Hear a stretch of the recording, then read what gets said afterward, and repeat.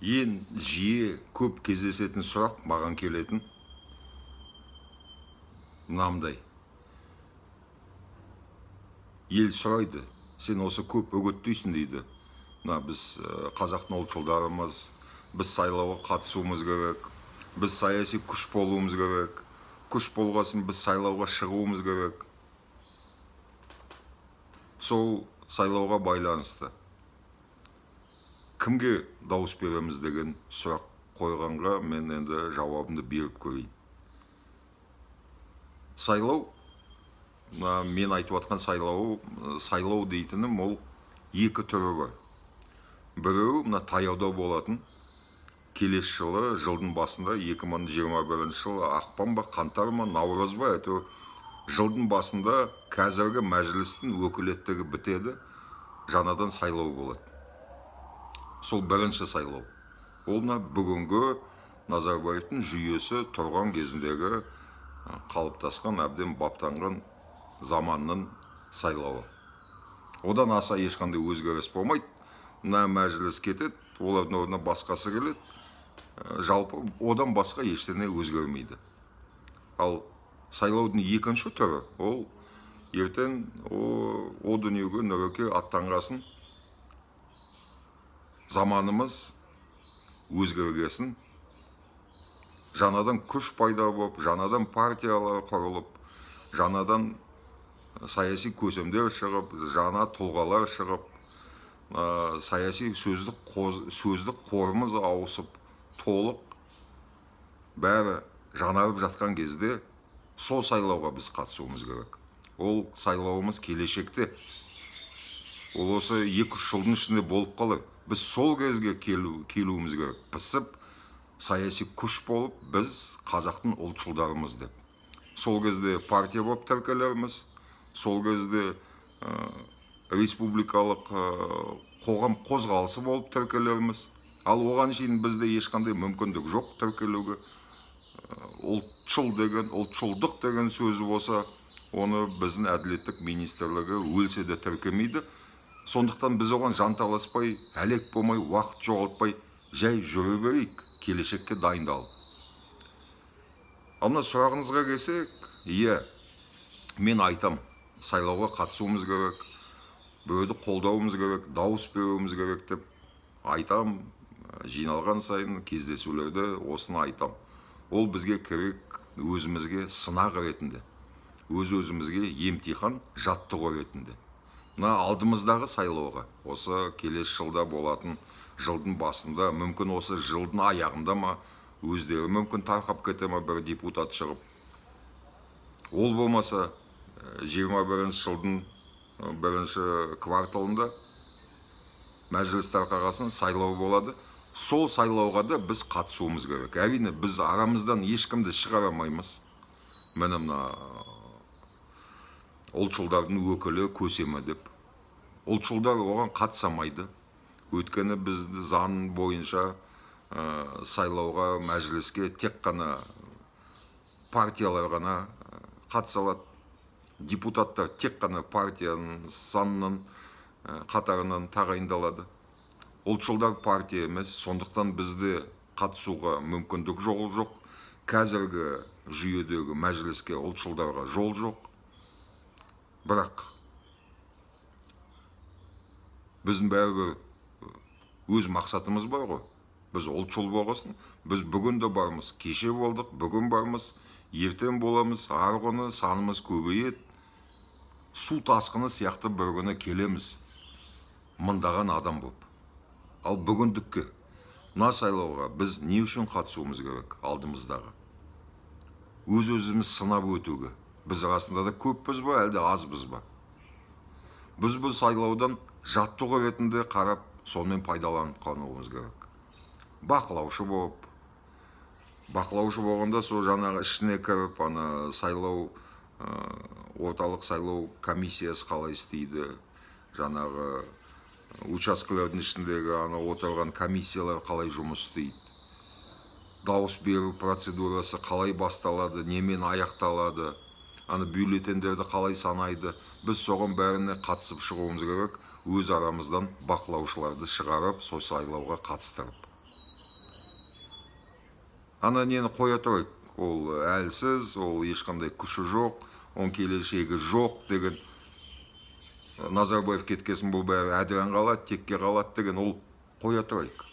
Біз бүгінгі күнмен жүрейік, бүгінгі күнде сайлау болса, біз оған барып, жаңағы белсенділік танытып, бақылаушы болып қатысайық. Ол біріншіден, екіншіден, сайлауға жаңағы заң бойынша бізде қатысатын тек қана Нұр Отан, өзі бізде 5-6 партия бар, ресми түрде тіркелген жаңағы Нұр Отан, Ақжол, Алға партиясы, коммунистер, бірлік, тағы да біреулері бар, жаңағы ЖСДП. Біз солардың арасынан, әрине, ЖСДП емес, Нұр Отан емес, коммунистер емес, жаңағы қалған, енді Ақжолдан басқа ештеңе келіп тұрған жоқ ойыма. Сол жаңағы Ақжолдың біреуіне дауыс берейік. Мысалы, оның ішінде мен ұлтшылмын деген азаматтар бар. Ақжолдың ішінде Берік Дүйсенбинов деген депутат бар. Ұлтжандығы бар, ұлтшылдық сезімі мол. Біздің бір бауырымыз бар, нағыз қазақ депутат болса да, енді халық депутаттарды онша жақтыртпайды. Оларға депутаттар Косаревіне, анауыне, мынауыне бәрі бірдей. Енді ол сөздің жөні бар, бірақ Берік Дүйсенбинов деген өзі бір ерекше жүрген адам. Қалай ол депутат болып кеткен мен әлі күнге шейін өзім түсінбеймін, бірақ орысына мен былай сырттай таныйм. Еңбегі зор, пайдасы мол. Мен ұлтшылмын деп әр нәрсеге ат салысып жүрген азамат. Одан ешқандай пайдасын көрмей, не саяси, не қаржылай. Шын ниетімен, қазақтығымен біраз нәрсені істеп жүрген, соған қосылып жүрген Берік Дүйсенбинов деген Ақжолдың депутаты бар. Сондықтан олар жалпы ондай адамдар ана сол жағалауда Астанада жоқ емес, бар. Бірен саран көп емес, әрине өкінішке орай азғантаяқ бір 5-6 адам бар шығар билікте жүрген, бірақ іш күйі бәрі көңілі сезімі қазақ, ұлтшылдығы бар. Сондайлар біреулер шықса, мен ұлтшылмын деп, жаңағы өз партиясынан бола берсін, Ақжол ма сайлауға қатысатын болса, біз соған дауыс беріп көрейік. Жаңағы жаттығу ретінде. Өз-өзімізді сынап алу үшін. Жаңағы процедураларға қатысып, бір-бірімізбен байланыс жасап. Сол кезде репетиция, генералды репетиция жасап көрейік. Өзіміз өткені келешекте сайлауға қатысамыз, толық саяси күш боп. Ол кезде бізден арамыздан шығар көсемдеріміз, жеке тұлғалар шығар саясатпен айналысып жүрген, мен ұлтшылмын дейтін. Мүмкін біз оған шейін біз партия болып қалатын шығармыз. Бұлай айтқанда енді аса қиыншылығы жоқ қой. Партия құру, 20 мың қазақ неге жиналмас? Партия боламыз деп жиналады. Қазақтың ұлтшылдары 20 мыңнан көп қой. Бірақ ол енді келешекте, біз сол келешекті ойлап, бүгінгі күнде, бүгінгі сайлауға да қатысып өтуіміз керек. Репетиция ретінде, сынақ, жаттығу ретінде. Біреуді таңдап жаңағы, мүмкін біреу табылар, біреу мүмкін шығар, мен ұлтшылмын дейтін. Ондай шықса, жасырынбай, соған дәті барған, мен ұлтшылмын деген қазаққа дауыс беріп көрейік. Шықпаса, жарайды, онда кете берсін. Мәжіліс тағайындалар, бірдемесі болар, біз тоқтамай өз жұмысымызбен айналысып жүре берейік. Десоветизация, декоммунизация деген мақтабастарды қудалап, әшкерлеп, оларға дем бермей. Ал кезіміз біздің келер. Ол осы жақын арадағы келешекте. Оны біз ұзақ күтпейміз. Осы 2-3 жылдың ішінде өзгеріс басталады. Нұреке о дүниеге аттанған кезде, сол кезден бастап біз шығуымыз керек. Компьютер бәріміз тастап, көшеге шығуымыз керек. Мені біз ұлтшылдармыз деп митингі жасауға да дайын болуымыз керек, демонстрацияға да шығуға дайын болуымыз керек. Біз қазақтың ұлтшылдарымыз деген күш боп. Сондықтан жаңағы айтқандай, екі өмірдің осы екі кезеңі бар.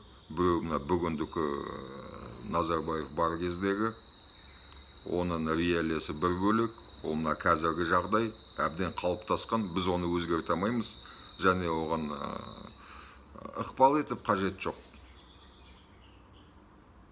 Назарбаев Нұреке кетіп бара жатқан адам, ол кеткесін біз шығуымыз керек. Оған шейін өз басымызды аман сақтап, сотталмай, айыпталмай, санымызды көбейтіп жүре берейік, үгіт насихатымызды өткізіп, кездескен жерде той домалақ, өлік, бөдің, айты, қырқы, шілдеқана, не болса да корпоратив, кездескен сайын осы кезді пайдаланып, өз үгіт насихатымызды жүргізіп, біз ұлтшылмыз, біз билікке келеміз, президент ұлтшыл болады деген мақсат қойып өз-өзімізге. Осыны айтып жүрсек, осыны жойып жүрсек, осыған болжам жасап, осыған үміттеніп жүрсек, ол болады. Өйткені билікке ұлтшылдар келмей, қазақтың қал жағдайы дұрысталмайды. Бұл мәселе тек қана Евразиялық экономикаға одағы емес. Жалпы мына біздің тәуелсіздігіміз бойға сіңбейді. Біз ел болмаймыз, жаңағы десоветизация, декоммунизацияны істемей, оны тек қана ұлтшылдар ғана істей алады. Өйткені қазіргі биліктің туындылары ол бұрынғы Кеңес одағының партхоз номенклатураның тұқымы.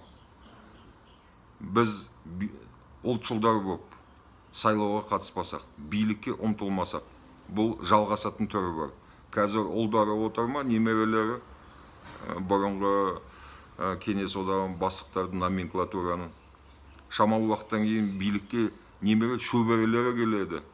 Олар десоветизацияны өткізбейді, өйткені архивтерді ашатын болса, олардың бабалары, жаңағы аталары нарком болған, апком болған, НКВД, КГБ болған, олардың былықтары шығып қалады. Олардан үлкен бөлмелерінде ілініп тұрған ана суреттері, мынау сенің атан нарком болған, министр болған, Кеңес одағында апком болған деген архивтегі не жазған, не айтқан, не істеген шыққасын, ана суретін алып тастауға тура келеді. Сондықтан олар қанша жерден Массачусетс, Оксфордтан оқып келсе де болашақы болып, бәрібір ол десоветизацияны толық етуге аяғы баспайды оған. Өйткені ол өз-өзіне қастандық істейді. Сондықтан олар ұлтшыл да бола алмайды.